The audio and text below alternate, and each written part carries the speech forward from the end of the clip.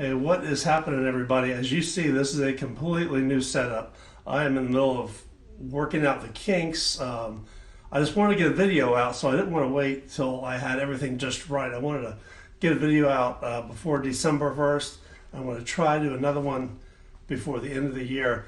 But a lot of the stuff I'm getting to kind of upgrade my channel is I'm waiting for Christmas. So I actually did sneak one of the items out just so I can get this video done. So anyway, we're going to open up a couple of cards. I'm going to go visit a couple of former ball players. But before I do that, I want to address the folks that for 11 years I did my camera sober videos, and I'm not abandoning that. It's just as I retired with my career, baseball is what I want to start focusing on mostly. But I'm absolutely not abandoning the local videos in Brevard County, Florida, or anything that's any type of things that interest me wherever I'm at. And matter of fact, my next video will probably be something local in Brevard County. So a lot of people have asked me that have been viewers of my channel for years, how come you abandoned the camera sober stuff and you're not doing the local videos? It's just because this is just a new thing for me. I'm focusing on the baseball a lot. However, I am going to start putting out more videos locally as well. And so I appreciate y'all hanging in there with me, and I'm not quitting that, so I'm going to continue. And so look forward to that. In the meantime, I am today going to do a blaster. I've got a couple of these Topps Update blasters. And I do have, I think I showed you my last video, I have a Topps Chrome blaster, and I've got an Archives blaster. I think, since I have two hobby boxes coming from Update at Christmas time, I think I'm going to do a archive, one of the Archives, and I think I'm going to do one of these Update blasters. So since this isn't a breaking channel, I am going to open these up, put them face down, and then when we come back from visiting one of the ball players, I'll turn them over and we'll see what kind of goodies I got in here. So thanks for watching, and don't forget my camera sober videos aren't going anywhere, and more baseball and graveyards, of course, I'm going to continue to do and amp that up. They got a great one coming up in Daytona Beach, probably first of the year, and it's got a couple of very famous people there that we're going to go visit. So anyway, I'll get these open, but until then, let's go visit our first ball player.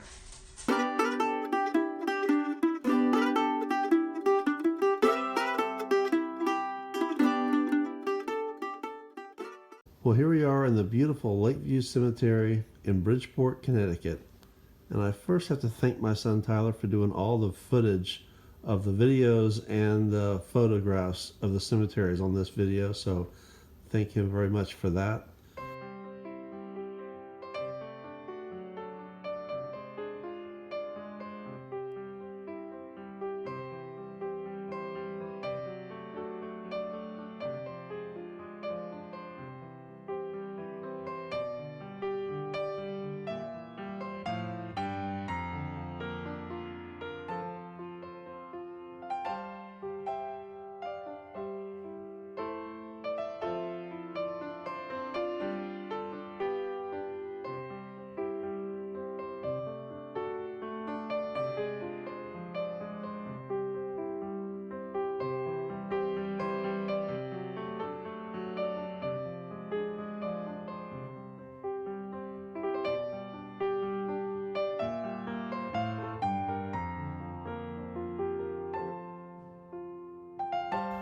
So we're here to visit one gentleman, but as you drive through the cemetery, you see all of these grave markers, and every one of them has a story. Some stories are similar, some stories are far different, but without question, every single marker here, when you really think about it, has a story.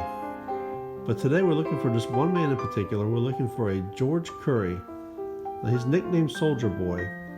Now, being born on December 23rd, 1888, I'm not sure where the Soldier Boy came from. Who knows?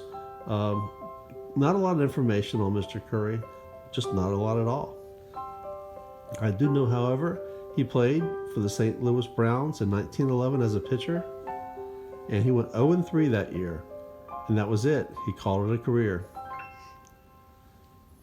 Mr. Curry passed away in New Haven, Connecticut on October 5th, 1963, and he was returned to his hometown in Bridgeport, where he rests here in Lakeview Cemetery.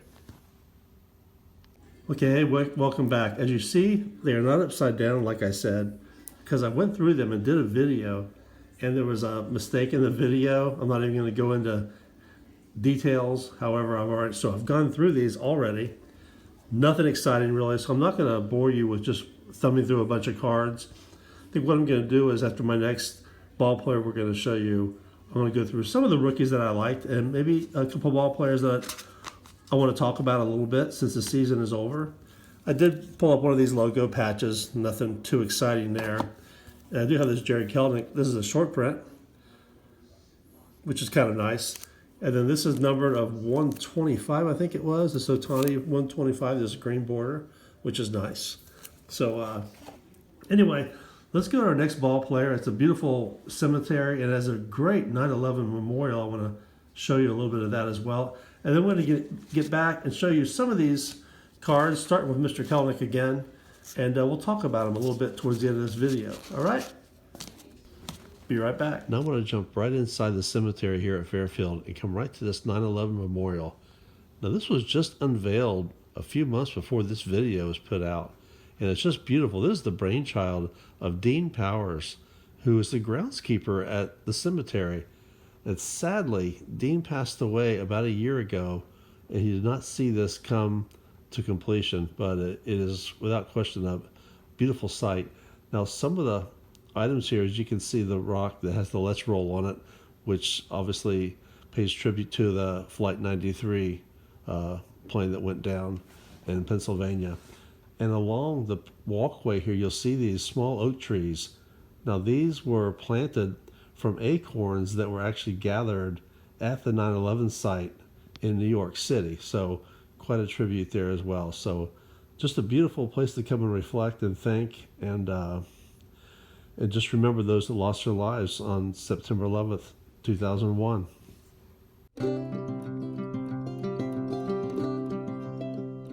Today we take a trip to Oaklawn Cemetery in Fairfield, Connecticut. Oaklawn Cemetery was founded in 1865 and is the final resting place of Rufus Baker, who played for the New York Black Yankees from 1943 to 1948.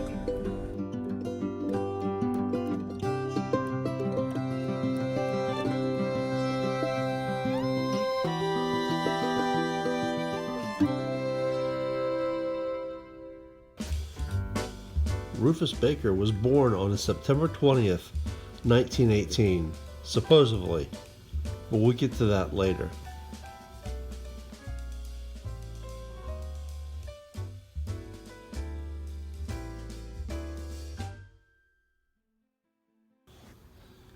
He graduated from Roger Ludlow High School in 1938.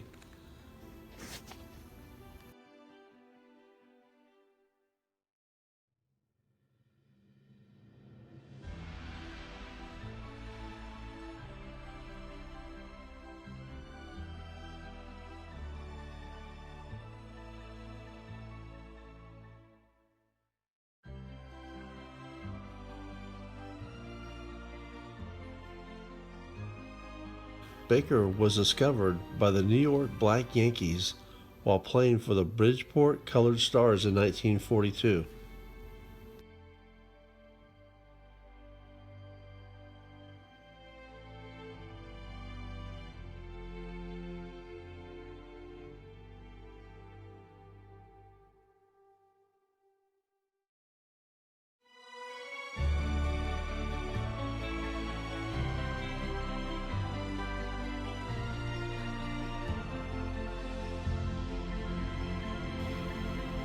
Now, during his years with the Yankees, the team struggled mightily.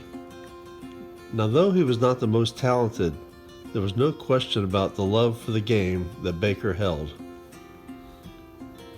Now, he was not known for his hitting, but he was regarded as a solid fielding shortstop. So much so that he was selected and invited to play on several barnstorming tours by the likes of Roy Campanella and Monty Irvin. As he approached 30, Rufus decided to hang up his cleats, but not for good.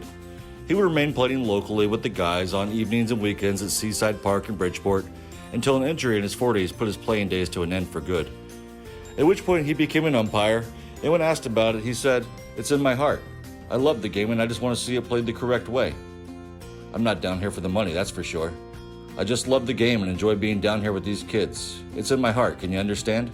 You take baseball out of my life, and I wouldn't have anything to do.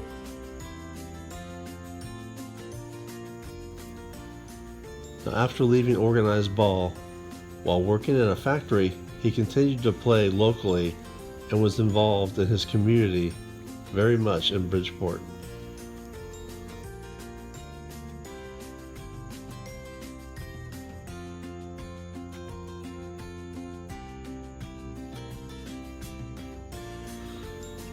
Now, as I said earlier, all references show Rufus Baker being born in 1918. Now, however, his grave marker clearly says 1919. One thing's for sure, Rufus Baker did pass away on June 22nd, 1992.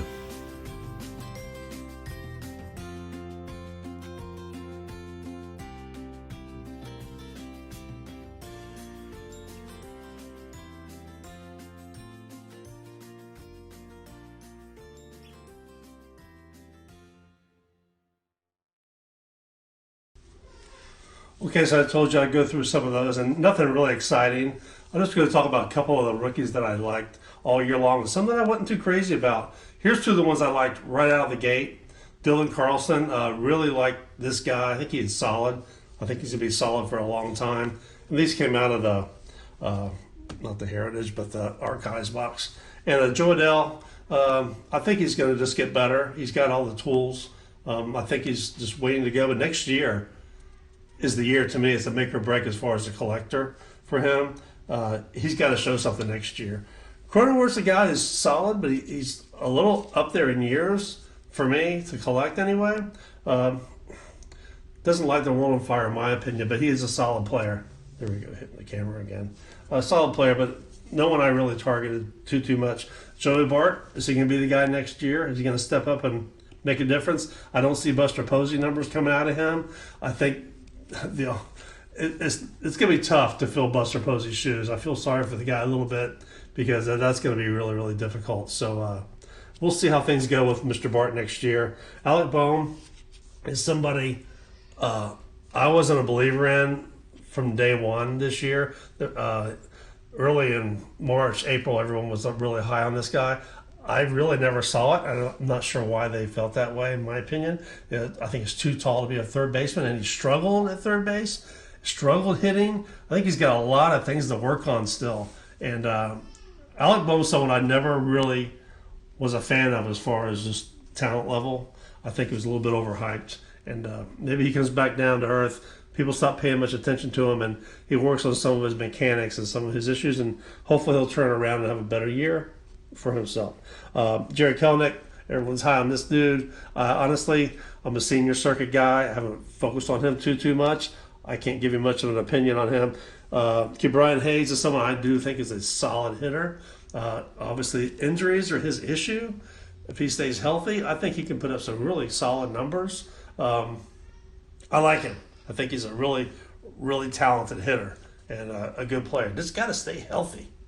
Josh Chisholm, fun to watch, almost like a Deion Sanders type guy, very charismatic, just fun to watch on the field, seems to love the game, solid. We'll see how it turns out. Where are we at again here? Another Dylan Carlson we just talked about. This is rookie debut card, and obviously solid. And another Kelnick. I discussed him a little bit. And Casey Mize, pretty solid pitcher. Again, an American League guy I don't know a whole lot about, but I know he's a pretty solid pitcher. So, hey, that's all I got today. I really appreciate you watching. Thanks for your patience, sticking with me. And, hey, man, watch my videos, spread the word. I really appreciate it. And we're only going to get better from here. See you next time.